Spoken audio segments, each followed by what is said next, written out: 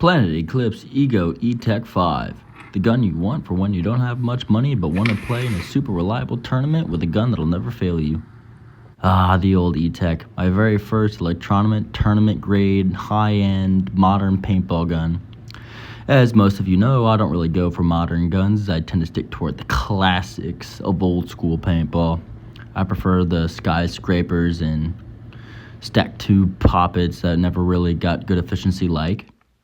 The ICD P2K standard without PDS. The shoebox shocker 4x4, which was extremely complicated. The Nova 700. In all retrospect, if you have one of these guns, let me buy it. I want one. Super rare and they're super fucking cool. And then Automato and Electros like the Zodiac ZR1 Renegade, which look pretty freaking cool. The Alien Interceptors, which I always love a good pop. I can never go wrong. And then the Vanguard guns, which I've owned 2 Creeds, and I have 0 complaints about them, except they get detuned really quickly. The Etek was the middle ground between the poppets of the time.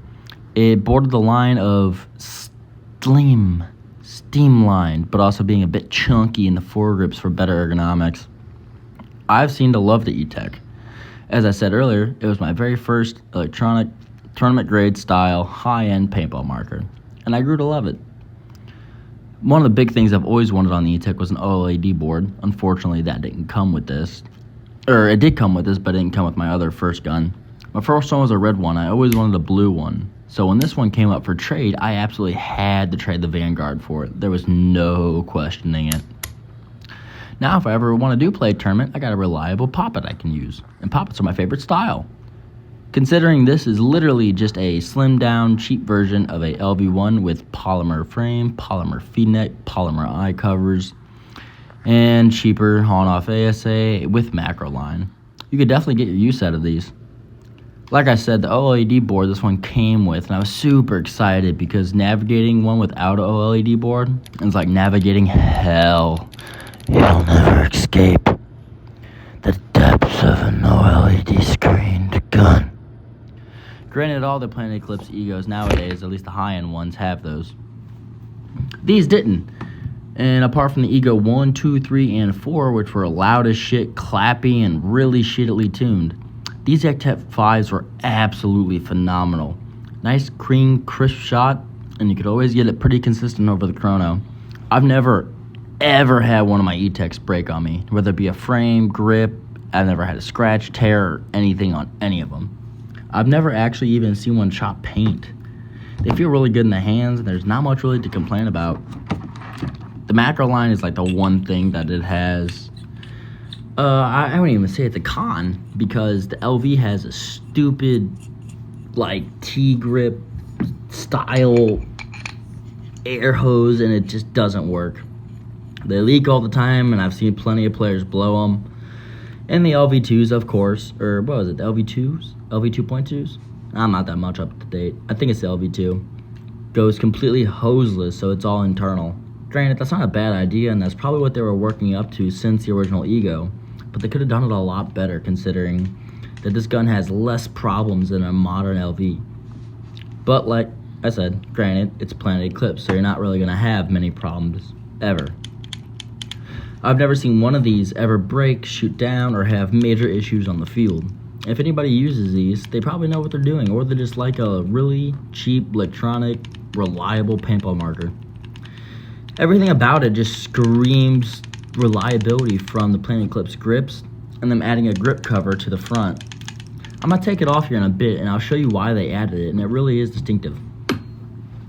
The only major difference from the original Egos and the Eteks was the Egos were all aluminum, while the Eteks had polymer frames, polymer feed necks, and other polymer accessories.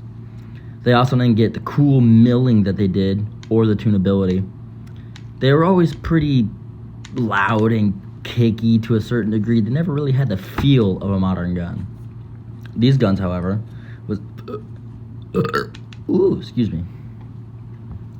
These guns, however, were probably the last things you'd ever expect to actually ruin the field. Other guns that were ruining the field this time, well, I can't really remember when the Etek 5 was released, if it was 14, 13, or 15. Either way, great gun. Probably the best gun I'd ever own.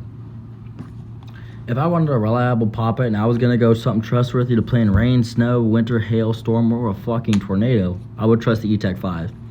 Disassembly is really simple, and you can totally see the LV resemblance once you take off the macro line. It literally just screams, "We're gonna upgrade the hosel system every year so we can call it a new gun. Yeah, we're gonna replace the trigger and add different barrel packs and charge you $1,000 more." In my opinion, most guns do this. Die, Planet Eclipse, even HK Army is doing it now with the shockers and the Bob Longs. Quick, little rant. I miss Bob Long. I want the G6Rs to come back. I mean, I got a MVP clone, PRP, which isn't a Bob Long MVP clone, but it's the closest thing to it that's modern. Anyway, back to the Etek. Disassembly is super simple, and you can totally see the Etek 3 in full resemblance once you take off that front foregrip. But with that front foregrip on, it just looks like an LV with macro line. With it off, it looks like an Etek 5. Not 5. Am I stupid? Etek 4. Jesus. My setup right now has been a Prophecy Z2 and a Peanut Tank 4500. And it just reminds me of the classic days of paintball. That was the very first setup I ever had, and this gun means a lot to me. I'm probably just rambling on about stupid, useless shit that no one really cares about the Etek or Planet Eclipse in general, but I really, truly have a place in this heart a place in my heart for this gun. I cannot fucking speak worth a shit. I mean, shit, this gun I got first when I was 16, 17 years old. I stopped paintball for a few years. I get back into it, and lo and behold, someone wants to trade my RSX for my... Oh, I said Vanguard Creed earlier. My bad. I traded the Creed for a PRP and a B2K, and then I traded the RSX for a Etek 5. I didn't get to do a review on the RSX, but you know what? That's okay, because I can always get another one. These and the RSXs are probably the best guns for your money right now. Etek 5s can be had for insultingly low prices. Anywhere between $350, $400 to $275. I've seen them go as low as $225. Granted, I don't know if they're a working tester and used condition or whatnot, but they seem to be in good condition, so I would have bought them. But if I'm going to be honest with you, I don't really see much better shot quality from my B2K, which is tuned by Mark, who is an absolute unit at tuning guns. He can tune anything under the sun. So, I mean, I played a game with the B2K and one game with the Etek 5. Well, for whatever reason, that recording just completely stopped, and I don't know why. But, again, Mark can tune anything under the sun. So I played one game with the B2K and one with the Etek 5. And if I'm being 100% honest, the B2K is probably the smoothest old school gun I've ever shot in my entire life. That thing rips ropes. About the same as the Etek 5. I would say they're about on par. So the B2K was totally the Etek 5 of the time. It was Etek 5 of the year 2000 when it came out. ICD knew what they were doing with the B2K. ICD tuned the B2K, and they put a shit ton of aftermarket parts out, and all these third-party companies, including, if I'm not mistaken, I am mistaken, I'm sorry. Planet Eclipse got their own private label Impulses. I don't know if Planet Eclipse ever got their own private label Bushmasters, but that's for a separate video on its own. Disassembly and assembly is really simple, and like I said, this thing is reliable.